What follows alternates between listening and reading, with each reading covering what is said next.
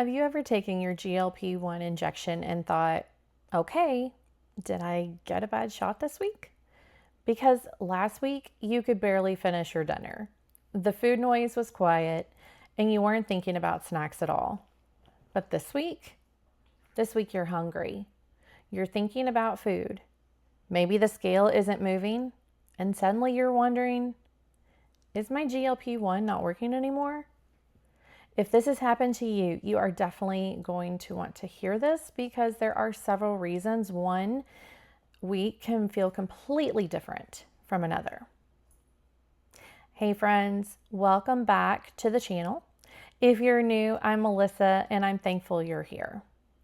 I've lost 129.8 pounds so far using compound Tirzepatide.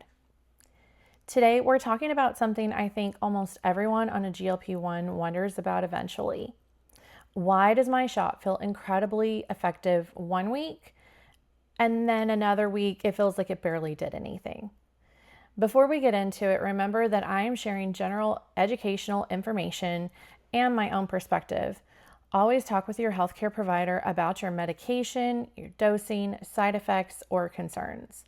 And most importantly, don't change your dose or take an extra injection just because one week feels different. So let's talk about what may actually be happening. First thing, your GLP-1 doesn't simply turn on and off. And one of the biggest misconceptions is that we take our injection and the medication works for exactly 7 days and then disappears. That's not really how these medications work. Long-acting GLP-1 medications stay in the body for quite a while. And with medications such as semaglutide and Tirzepatide, for example, the drug is still present when it's time for the next weekly injection. So there are overlapping medication levels in your body from one week to the other. That means if you're hungrier one particular week, it doesn't automatically mean my medication didn't work. Your experience of the medication can change even while the medication is still doing what it's supposed to do. And that brings us to something else really important. Hunger is not the same as medication failure. This is a huge one. I think sometimes we start to believe that for a GLP-1 to be working, we should never be hungry. But hunger is normal, and that's something I've had to get used to as well. The goal isn't necessarily to completely eliminate hunger. Instead, you may notice things like getting satisfied with less food, staying satisfied longer, having less intense cravings, thinking about food less often, and having more control around food, or finding it easier to stop eating when you've had enough. So if you wake up one morning and you're hungry for breakfast, it doesn't mean that your GLP-1 has failed. Your body still needs food. And personally, I think it's an important mindset shift during a GLP-1 journey. I've had that trouble as well. And some days I've actually thought when I'm eating more than I used to, that something isn't working. We shouldn't be afraid of hunger. Instead, pay attention to what happens after you start eating. Are you getting full or satisfied sooner than you used to? Can you stop more easily? Are cravings less overwhelming? Those can be signs that the medication is still helping even on a hungry week. Number 3, sleep, stress, and your routine can change your appetite. Here's another reason 2 weeks can feel completely different. Think about everything else happening in your body right now. Did you sleep terribly this week? Are you stressed? Have you been more physically active? Have you changed what you're eating? Are you dehydrated? Has your normal routine been completely thrown off? All those things can influence hunger, cravings, energy, and even how you interpret those hunger signals. For example, after a night of poor sleep, you may notice that you're hungrier or craving more calorie-dense foods. So you might think, my shot isn't working this week. When your GLP-1 may still be working, but now there are other biological and environmental signals affecting your appetite too. Your injection isn't happening in a vacuum. Number 4, hormones can play a role too. And ladies, we need to talk about hormones. For people who menstruate, appetite and cravings can change throughout the menstrual cycle. Mine do. And during perimenopause and menopause, hormonal changes can make appetite, sleep, fluid retention, and body weight feel even more unpredictable. So there may be weeks when you notice more cravings or hunger despite taking the exact same GLP-1 dose. Again, it doesn't automatically mean that the medication has stopped working. It may simply mean that there are multiple things influencing your appetite at the same time. Number 5, your body can adapt to a dose. Here's another possibility. When you start a medication or move up to a new dose, you may really notice it.